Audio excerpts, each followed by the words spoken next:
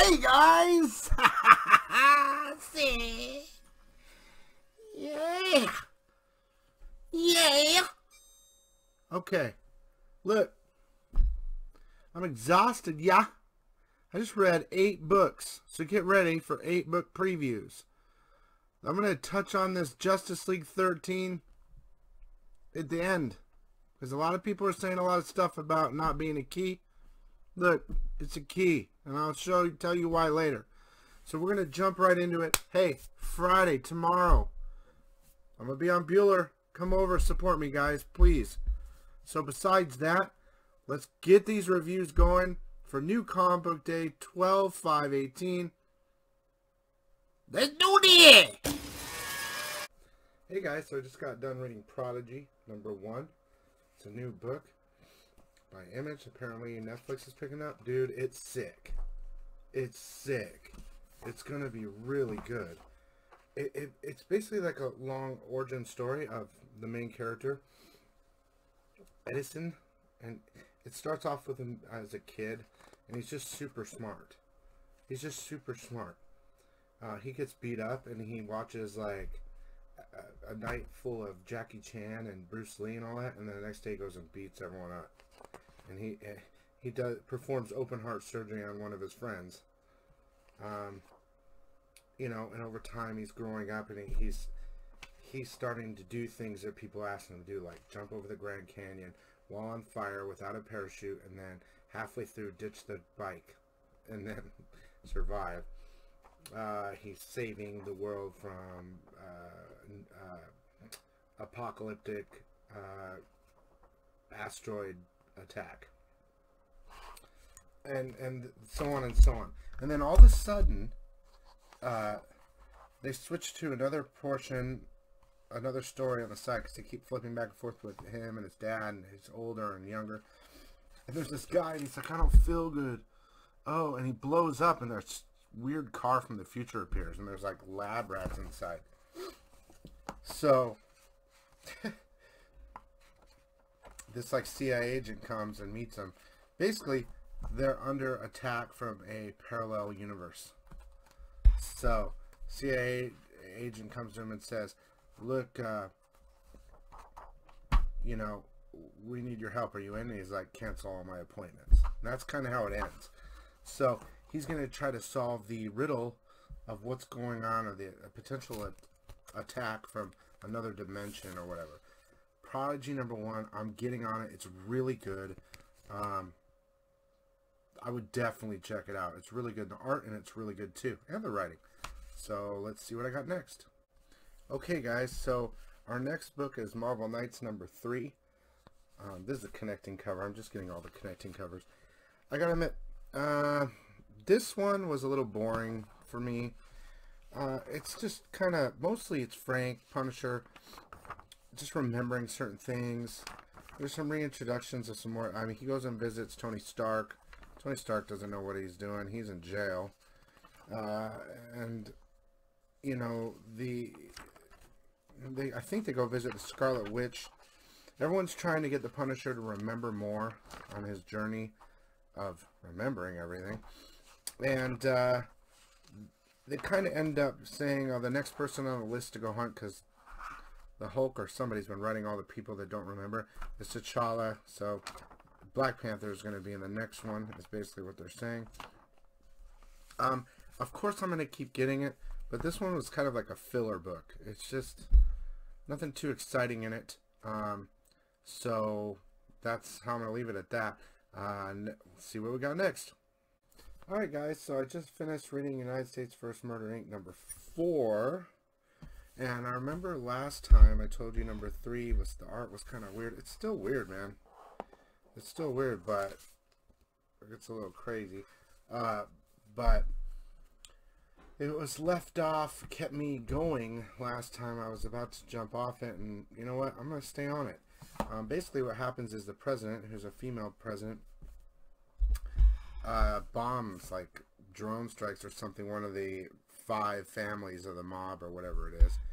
So they get together and they tell, I always forget her name. What is her name? I always forget it. I don't want to forget it.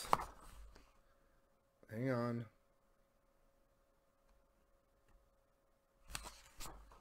Is it like Jasmine? It's Jagger.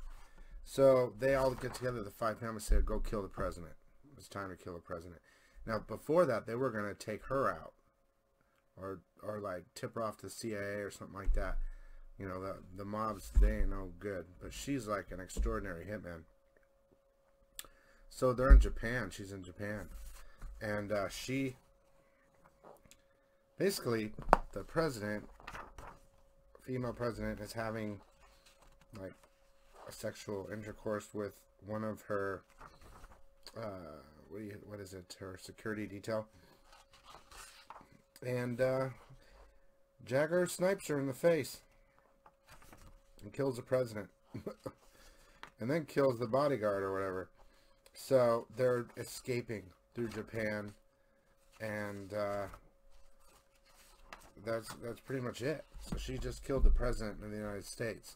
She's still going to go after the 5 families, though, I think. So I'm going to stay on it. I mean, I don't know. It might not be your type of cup of tea, but I enjoyed it, and I'm going to keep going with it. We'll see what happens. I like the covers, too, so whatever. All right, let's see what's next.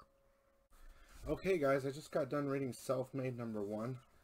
I thought this book was going to be something else, but it's kind of confusing. But it starts off with this, you know, they're in this, like,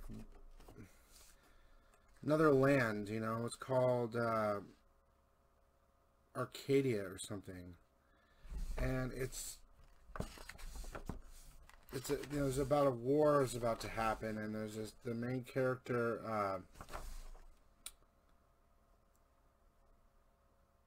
Amala or something, and I don't know, there's this, it's really weird, man. It lost me a couple times.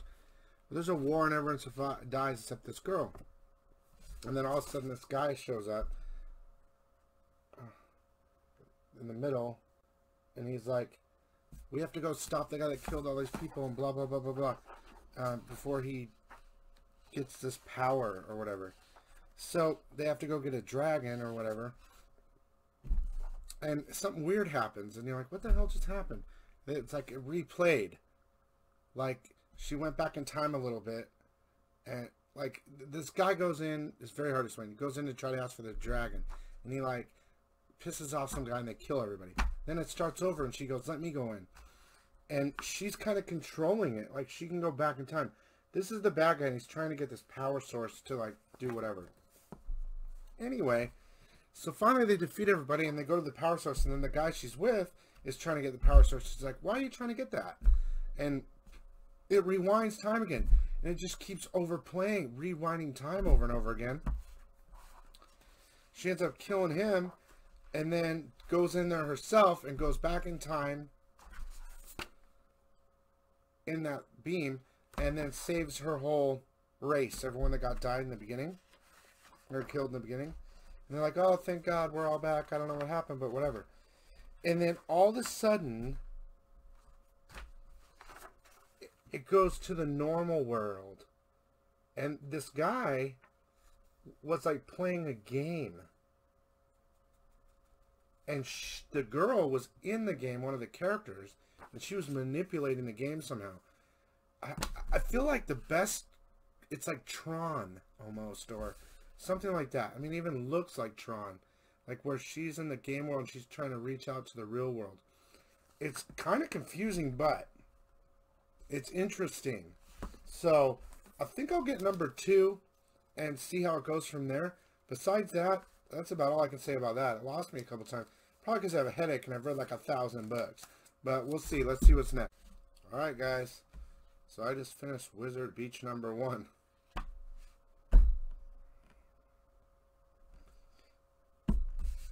So, the best way I can describe this is, and if you don't know, is an underground comic. Okay?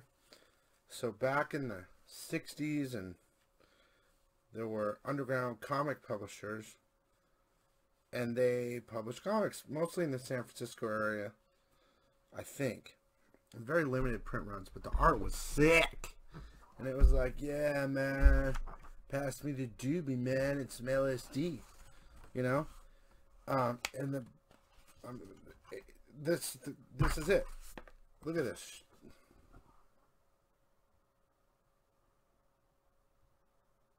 I feel like, who wrote this? Sean Simon. I don't know.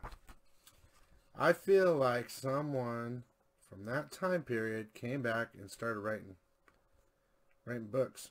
So anyway, the art's just out of control.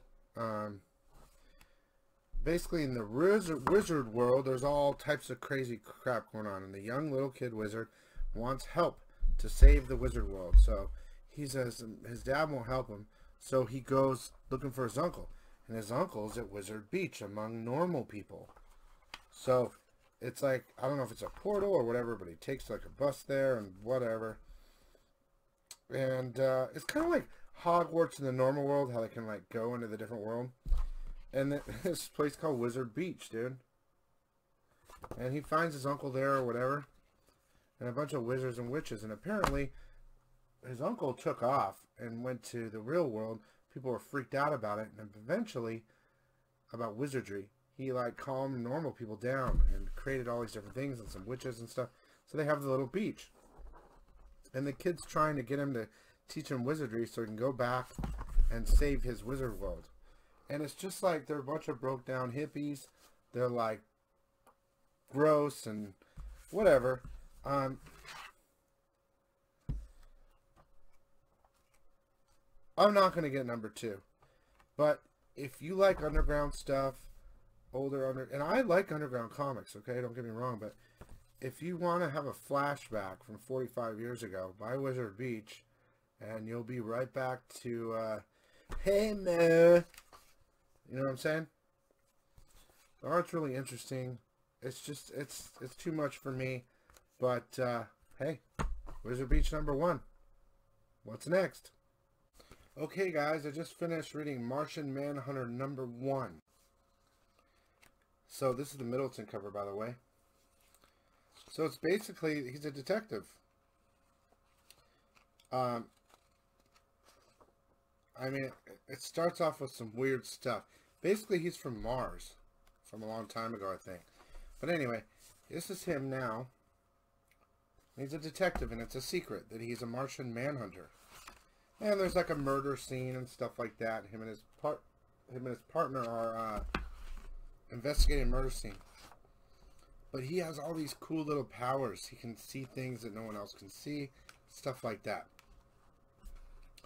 But he sees something in this murder case as something from like another outer world. He can't tell anybody. His partner doesn't know they're human. And he starts to remember the past. And it shows him and his family. And how he was the Martian Manhunter there. And then it shows him and his wife getting it on. And they're like turning into this blob of goop. It's kind of funny. Oh, it's all over the place. Then he like wakes up and he's driving again. He was in his mind, you know, and he's driving and they're talking about it. And he sees something in the road. Of course, she doesn't see it. And they go off a cliff, right? And they, you know, the car's on fire. And she's like, next time you're driving or whatever, I'm driving. And she's like, are you okay? And he's like, don't look at me. And she like freaks out because he's turned back into the Martian Manhunter, I guess, in the car. So his identity is revealed to her and she's freaking out. It's kind of interesting. I'll pick up number 2 for fun, but you know, initially I picked it up because it was a number 1 and I love Middleton. This is a variant, but you know what? I kind of enjoyed it. Also, to everyone that's kind of upset with me about this whole Justice League number 13 not being a key, it's not in the back of this book. It's TC. I'm going to go check out the stores tomorrow and see if anything's in the back of those books. But just so you guys know, within the normal book of Justice League, Lex Luthor has the Batman Who Laughs under some sort of control. And his plan is to let the Batman Who Laugh go. And the regular Joker's like, don't do it, and all this stuff. The Joker's got his own plans. My dog's dragging ass on the floor. It's hilarious. Dad, come here. You want to say hi, Dad? Come here. Don't get you. Come here. Were you dragging ass? Were you dragging ass? You have to go pee-pee and poo-poo? Sick! Anyway, okay. What really sucks is I just did a review of a book and I wasn't recording, so here we go again. Road of the Dead, number 2. It's really good. It's really funny. There's a scientist. These guys are protecting her. It's the end of the world. There's zombies everywhere. There's different gangs and groups. The group she's with has a tank. It's really funny. We left off last time with a bunch of biker dudes trying to get her. They want the scientist, and they come after her, and the guy with the tank says, no way. And what's really funny is he shoots it, and then you see heads flying, and one guy's a normal head, and the other head is a zombie head chewing on his ear, dude. It's hilarious. And then there's an introduction of a new character. He comes in and tries to save the day because they're kind of losing. And here he is right there. And he has like a brother or a nephew or something with him who gets bit and infected. And so she sticks the vaccine in him. She doesn't think it works yet. And he still turns. But instead of killing them, he jumps off a cliff and kills himself. So, basically, that's this book. There's another little, like some writing. I don't know if it's from the actual movie that's coming out.